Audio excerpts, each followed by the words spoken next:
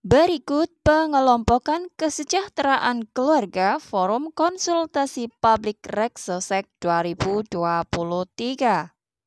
Hai, Assalamualaikum warahmatullahi wabarakatuh. Selamat datang saya ucapkan di Usma Ulia Channel yang masih sama membahas tentang beragam aplikasi dan informasi. Informasi pada kali ini masih akan saya bahas informasi terbaru dan terupdate dari Badan Pusat Statistik dan kaitannya untuk pelaksanaan FKP atau Forum Konsultasi Publik 2023 dan lebih spesifik yaitu tentang pengelompokan kesejahteraan keluarga FKP.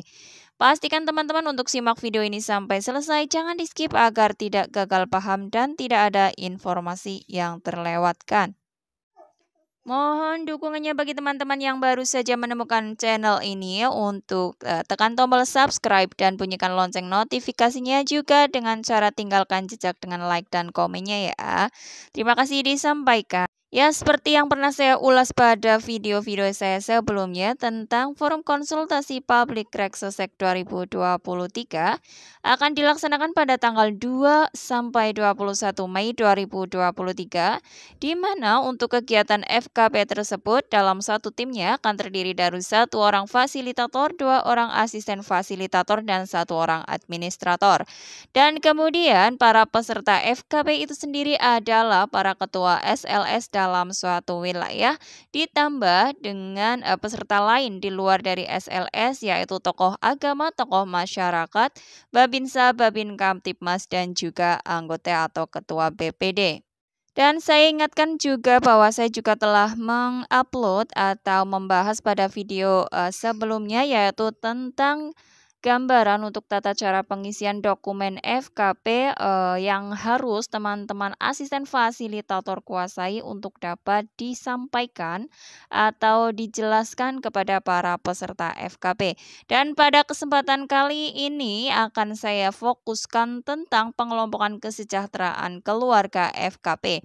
Dan informasi ini saya ambil sebagai rujukan yaitu pada buku pedoman FKP yaitu untuk bab 9 tentang konsep dan diskusi, yaitu pada poin 8 yang tertulis di sini seperti teman-teman lihat yaitu tentang pengelompokan kesejahteraan keluarga dalam Forum Konsultasi Publik atau FKP.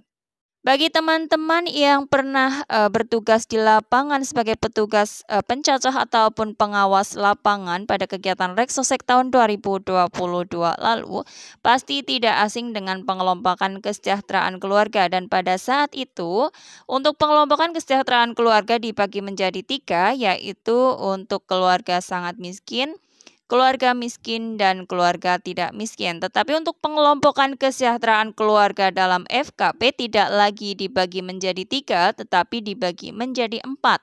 Di mana yaitu yang pertama adalah kategori keluarga sangat miskin, yang kedua adalah kategori keluarga miskin, ketiga kategori keluarga rentan miskin, dan yang keempat adalah kategori keluarga tidak miskin. Jadi ada penambahan 1 ya, yaitu rentan miskin. Dan di sini rentan miskin dimasukkan di kode 3 ya, atau kode 3. Kode 1 untuk keluarga sangat miskin, kode 2 untuk keluarga miskin, kode 3 adalah keluarga rentan miskin, dan untuk keluarga tidak miskin di kode 4. Lalu penjabarannya seperti apa?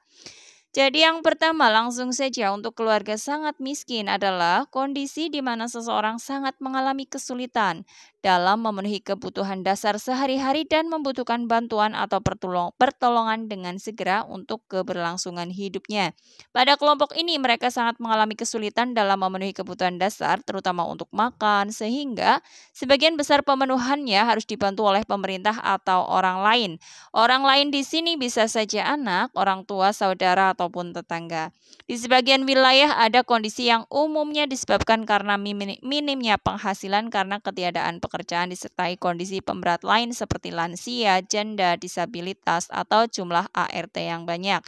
Kelompok ini umumnya tidak memiliki aset berharga seperti motor, perhiasan, atau kulkas, dan rumah sehingga harus menyewa atau mengontrak atau kos ya.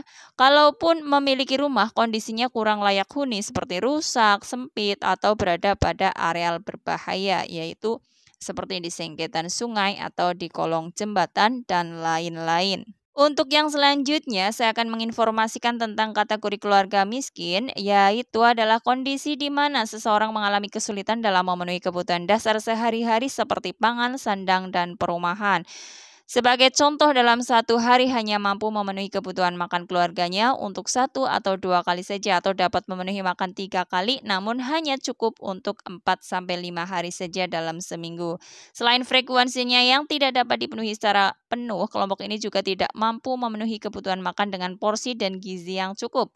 Kondisi ini umumnya disebabkan karena kurangnya penghasilan, karena pekerjaan tidak tetap, atau bahkan menganggur.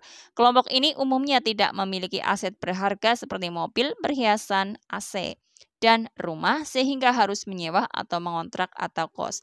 Kalaupun memiliki rumah, kondisinya kurang layak huni seperti rusak, sempit, atau berada pada areal berbahaya atau sengketan sungai, kolong, dan jembatan. Jadi agak sedikit berbeda dengan kelompok yang sangat miskin yang pertama ya. Kalau dilihat di sini untuk pemenuhan kebutuhannya itu agak berbeda. Kemudian kelompok keluarga yang ketiga adalah rentan miskin, adalah kondisi di mana seseorang dalam situasi rentan untuk memenuhi kebutuhan dasar sehari-hari.